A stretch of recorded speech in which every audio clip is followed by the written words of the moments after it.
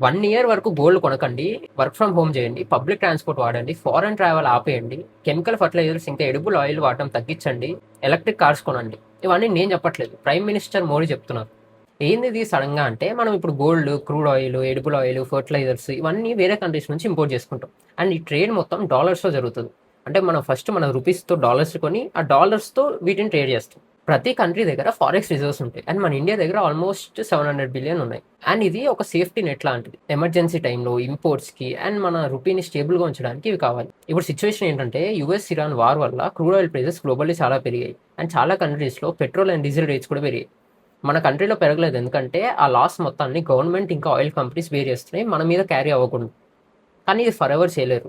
And మనం 87% crude ఆయిల్ని బయట నుంచి ఇంపోర్ట్ చేసుకుంటాం. అండ్ ఈ క్రూడ్ ప్రైసెస్ పెరగడం వల్ల మన ఫారెక్స్ రిజర్వ్స్ కరిగిపోతున్నాయి. అండ్ మన రూపీ వీక్ అయిపోతుంది. ఆల్రెడీ 95కి పడిపోయింది డాలర్ ముందు. సో అందుకే పబ్లిక్ ట్రాన్స్పోర్ట్ వాడండి. So that petrol and diesel save అవుతుంది అండ్ మన ఇంపోర్ట్స్ తగ్గుతాయి. అండ్ అలానే గోల్డ్ ఒక 1 ఇయర్ కొండ ఆపండి. ఎందుకంటే మనం second largest gold importer. Almost 50 billion plus మనం ఎవ్రీ ఇయర్ బయట నుంచి ఇంపోర్ట్ చేసుకుంటాం. అండ్ అలానే ఫారెన్ ట్రావెల్ చేసినా లేదంటే ఫారెన్ గూడ్స్ కొన్నా మన మనీ బయటికి ఫ్లో అవుతుంది. దాంతో మన రూపీ ఇంకా వీక్ అవుతుంది. సో ఇదన్నిటికీ ఒకటే గోల్ ఏంటంటే, మన మనీ డొమెస్టిక్‌గా సర్క్యులేట్ అవ్వాలి and import dependency and dollar dependency తగ్గాలి. అదే మన సెంట్రల్ గవర్నమెంట్ ట్రై చేస్తుంది ఇప్పుడు చేయడానికి.